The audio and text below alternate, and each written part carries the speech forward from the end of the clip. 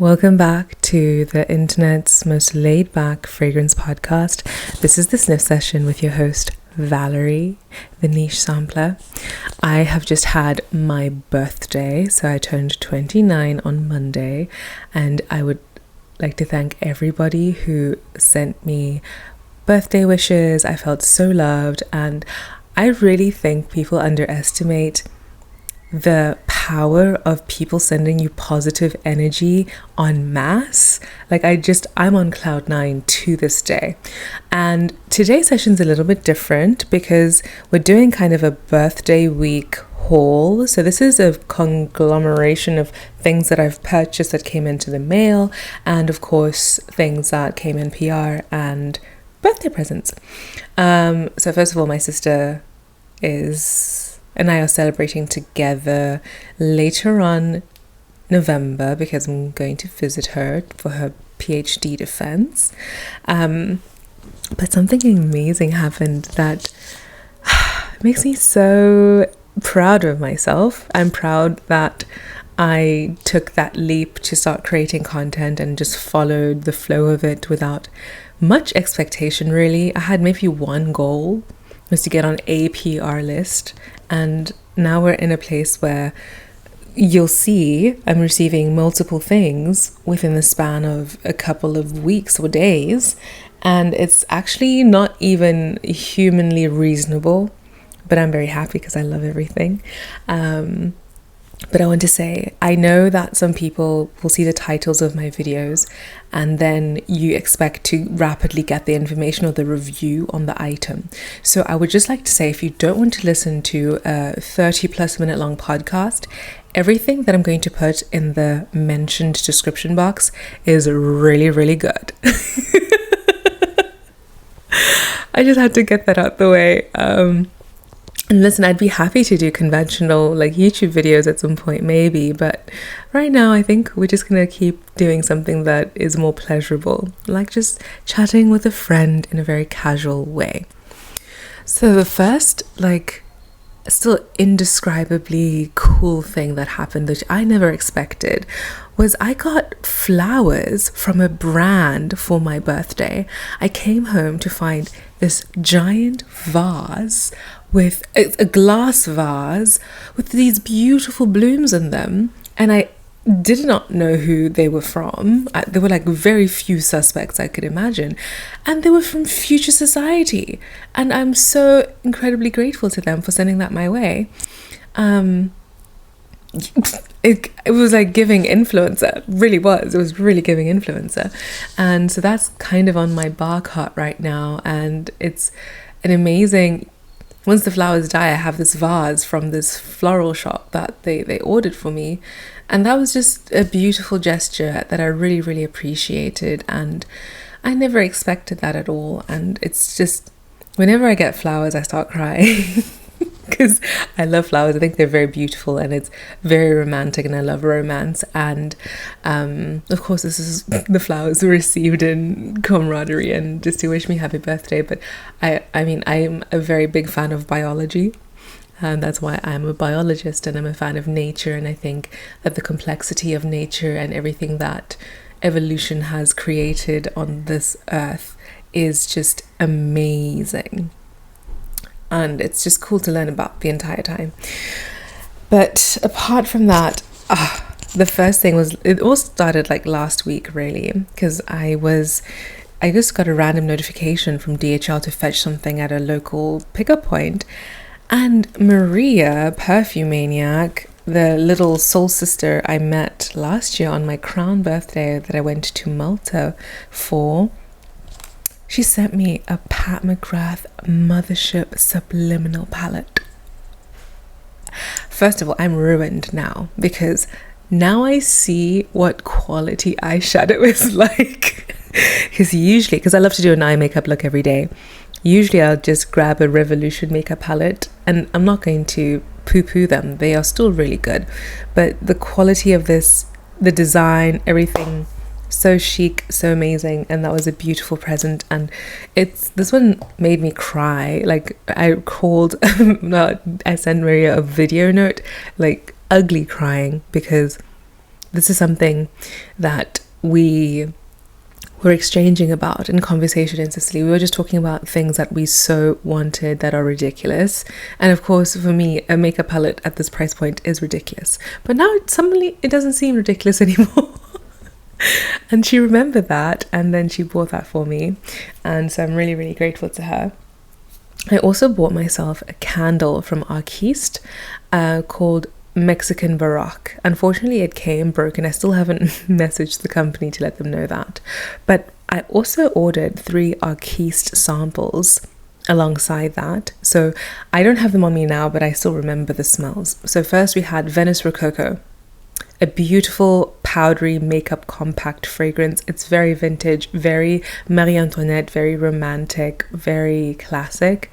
To the undiscerning nose, you might think it's a grandma fragrance, but I think it's fun.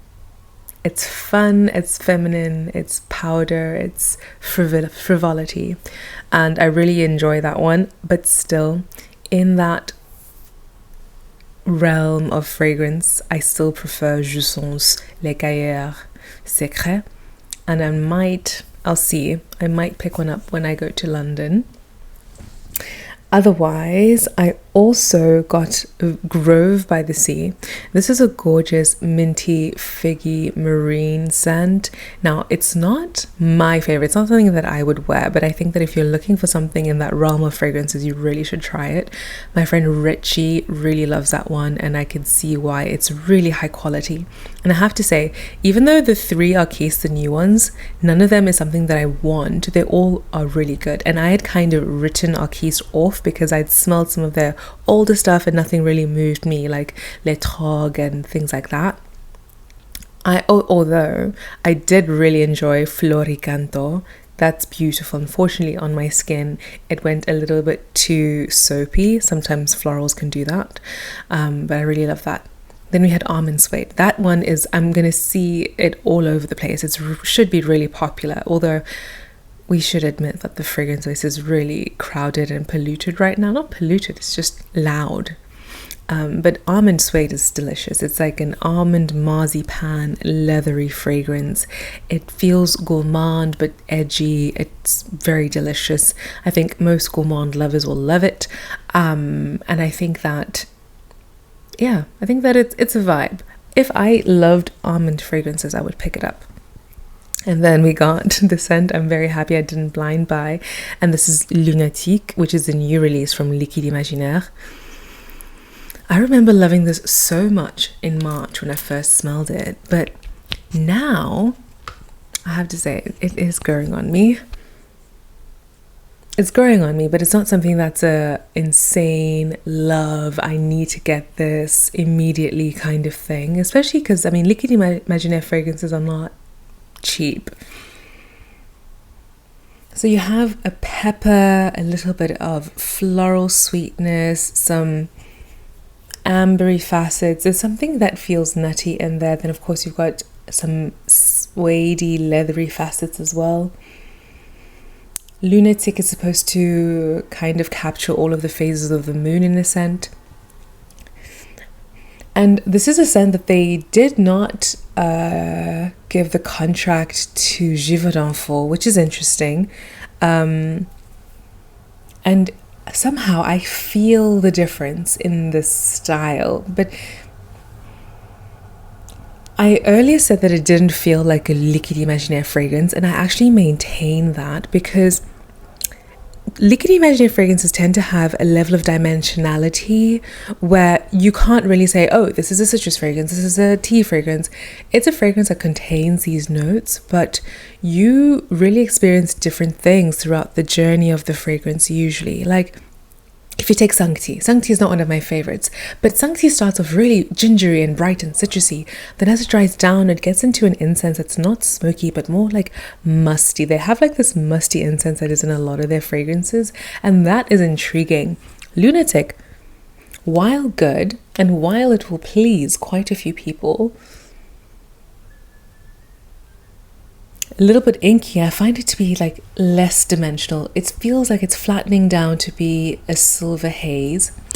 In fact, You know what Lunatic reminds me of? This is a very niche reference, but in the first Harry Potter movie, when they find the dying unicorn that was being fed on, and you see that silvery unicorn blood, this feels like it smells like what that unicorn blood would smell like.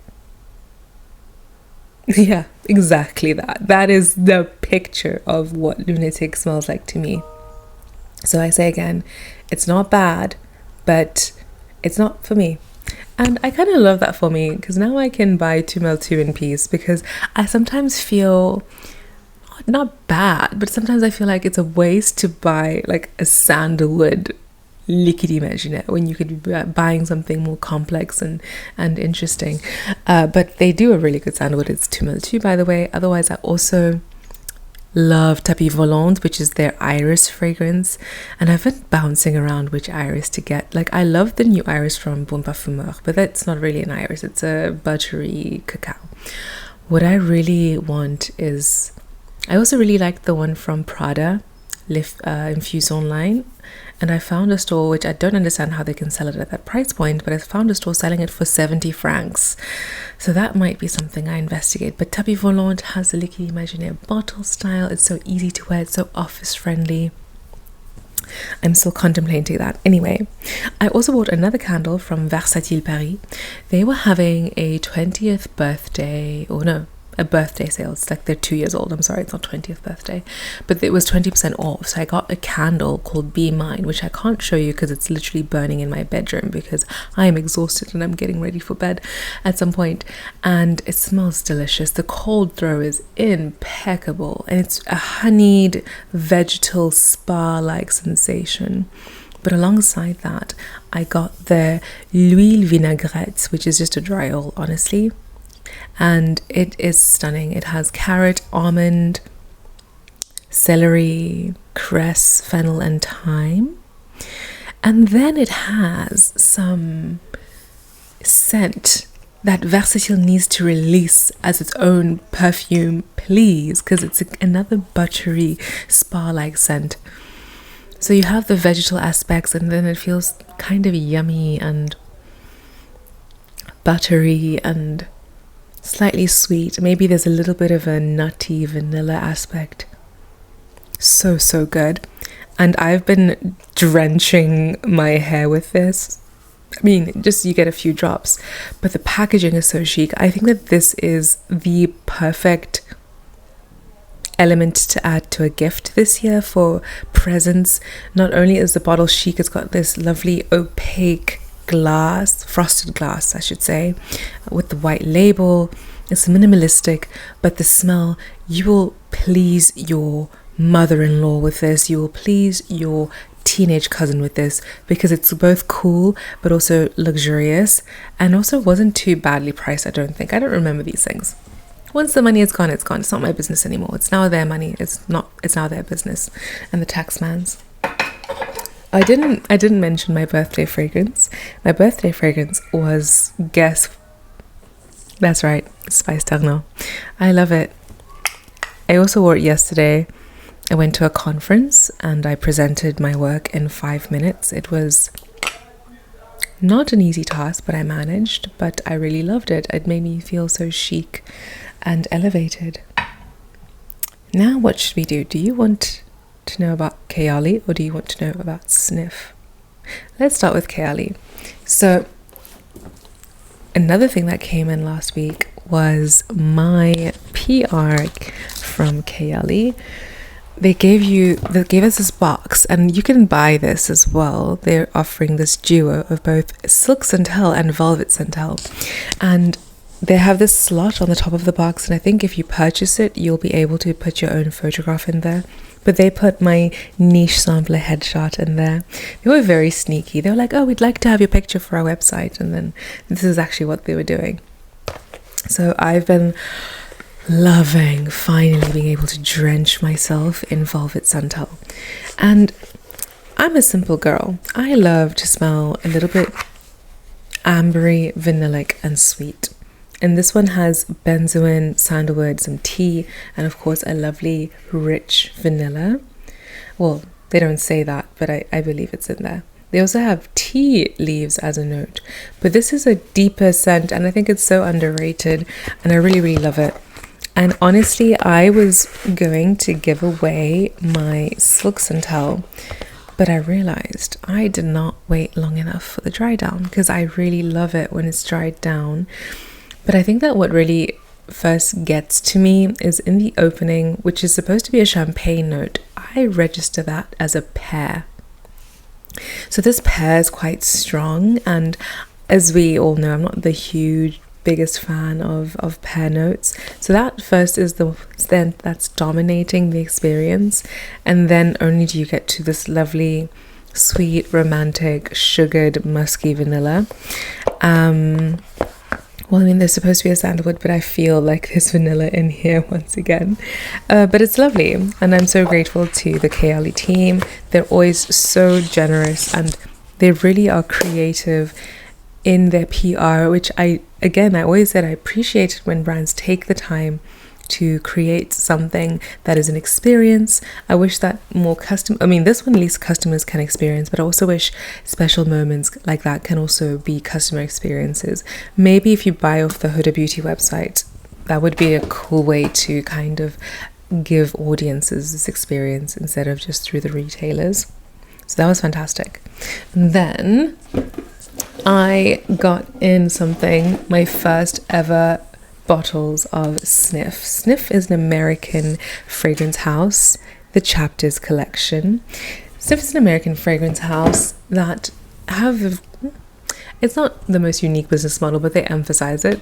They have this try before you buy concept. So you pay your $65 for the bottle of fragrance, but then when you get it, you get samples and you smell the sample. If you don't like it, you send it back, which is good. Although I feel like just getting a discovery set also works, but this was also cool. But this is their collaboration with my friend Emilia, who you will all know as Professor Perfume on TikTok.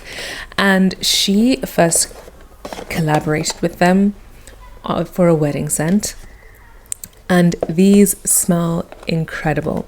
This is Wow Factor, and this is something that I've only had a sample of for most of the year since Exons, because we met up there. So it has green fig, neroli, rose, cedarwood, tonka beans, and ambrette seeds. It's a beautiful floral green figgy scent, and it just feels so fresh and ethereal and very, very Emilia.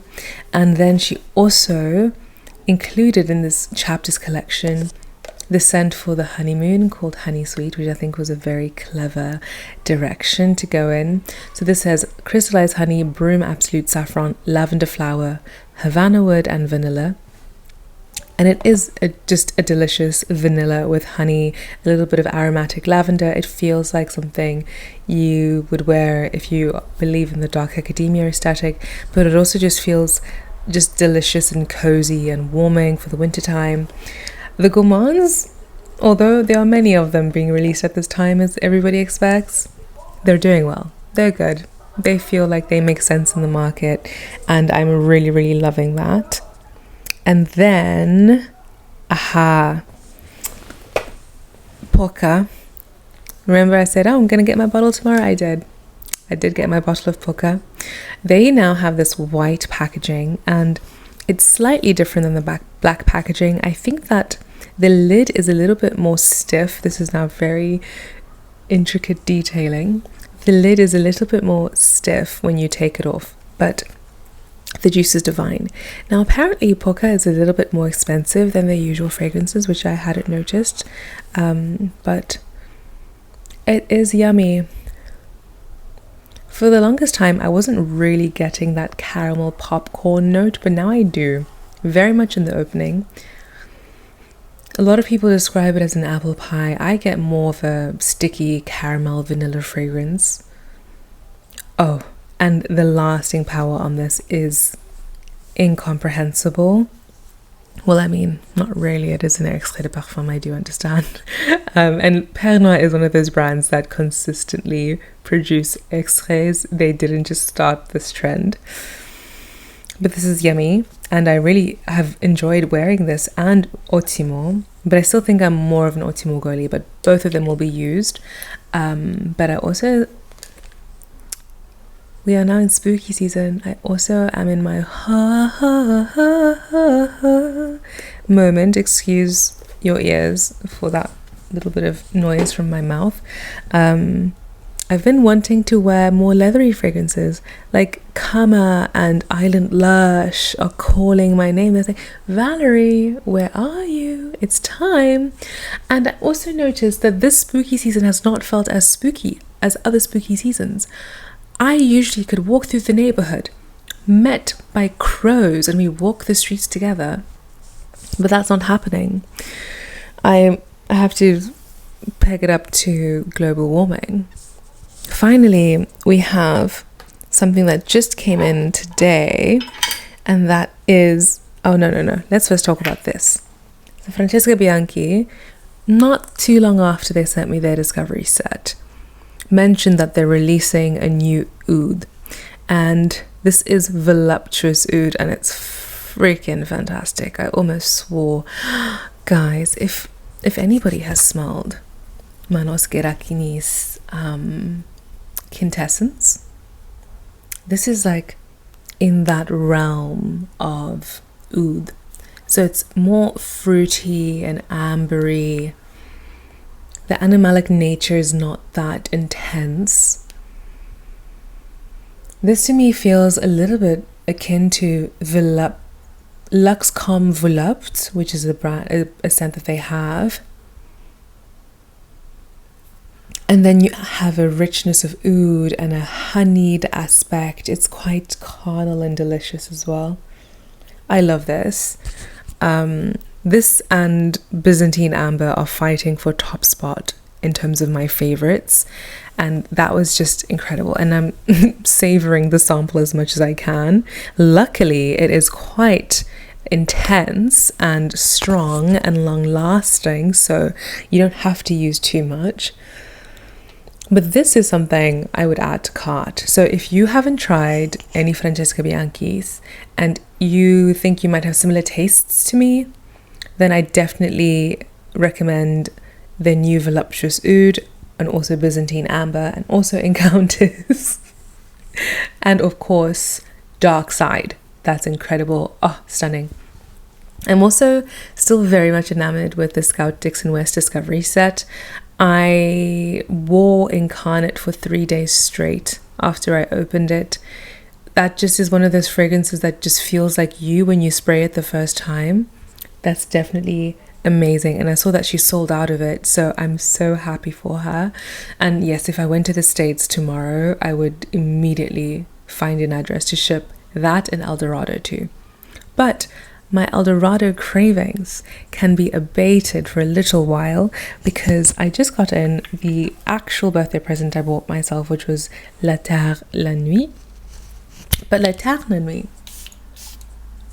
is not the replacement for Eldorado. La Terre, la Nuit is a gorgeous coffee, fleur de peau kind of fragrance. Not like the diptyque scent, but like a lovely, calming, soothing fragrance with vegetal aspects, patchouli. There's a depth and dampness. It's just beautiful. Racyne was one of the fragrance brands that I discovered this year that I think is absolutely phenomenal. And I really love it when I see these Instagram ads or just posts and I investigate and it's a winner. And this was one thing that I organically discovered and it's just a marvel. They have a beautiful discovery set. I think it's like 25 euros. If you are in Europe, get it. If you are in New York or the States, Stell in New York has it, and I believe they also have the discovery sets.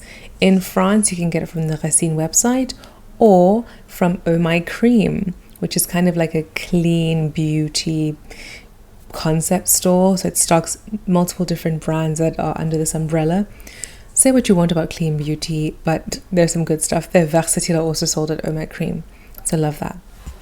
But the Eldorado replacement is such a sweet gesture from the founder, Caroline, because she'd seen some of my posts apparently, and she sent me Verdeur, which is like my other favorite fragrance in the house.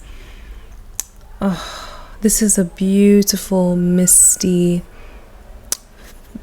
vetiver, and it's got some violet leaf there as well. What she calls it, which I think is a really interesting concept, is a botanical cologne. So it's like you take that classic cologne structure that usually has some citruses, some neroli, and then some really light, fresh vetiver and slightly woody aspects. But she's really transformed it. So the citrus aspects are actually neroli and orange blossom. And then you have iris there, but you have the vegetal side of iris. I don't really find it to be too powdery. But there's also a little bit of a misty dampness I find with Verdeur as well that I really, really love. You've got that beautiful greenness that enhances the nutty aspect of the vetiver. And there's also some, I think it's fig leaf? No, violet leaf. And there's also some angelica, which I've recently discovered is a beautiful green note because I've been sniffing it in Angélique Noire by Guerlain, and wow, stunning. So yeah, Verdeur is scratching the itch. Of course, it doesn't have that coniferous aspect of Eldorado, so I think if I had both of them on a collection, it would work out fine. But I really am in a place where I keep saying, you know what, I think the collection is complete. I'm okay, I'm fine. Am I saying no to PR? No, not yet. So we'll see. At the very least, if there are things that come in that I don't like, I can pass it on to friends, or I could pass it on to other people that would enjoy it. And I can also like get rid of the stuff that I do have that I bought. I can sell some stuff. I do have a bag of things that I could sell. So there is a flow happening. I'm trying to maintain a flow. If things come in, things go out, even if the things that are going out are just my recycling boxes. But that's also a controversial thing that certain brands no brands have actually spoken about it, but I've seen a practice that I didn't know was a thing that some content creators do. And I'm saying this without judgment, although I do have an opinion. So apparently there are people who sell their PR. Now, I do understand sometimes we pay import duties, right? And you can request that back, but some people don't. So I suppose if you financially contribute to the product, maybe you can say that that's okay. But to me personally, I don't think it's ethical because you didn't pay for that product. And unless you're one of those, I don't want to call you a silly Billy, but it's not the most savvy practice. If you're one of those people that accepts product in exchange for content, then I guess it makes sense that you can get a financial benefit from that product and, sell it off. But if you're just getting free things and then making other people pay for that free thing, I don't know, man. I also suppose it depends on the price that you sell it at. If you sell it at a low price, I guess it's okay. But it just feels a little bit icky.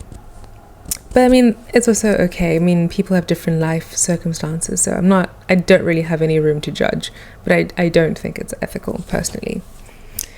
And that was everything that I wanted to show you, which is an incredibly large amount of things. And I'm very grateful. And it's so cool that this is an aspect of my life that I have strangers from around the world wishing me happy birthday, that I have new friends that I've made because of this hobby, and I'm just really excited to see the future of everything.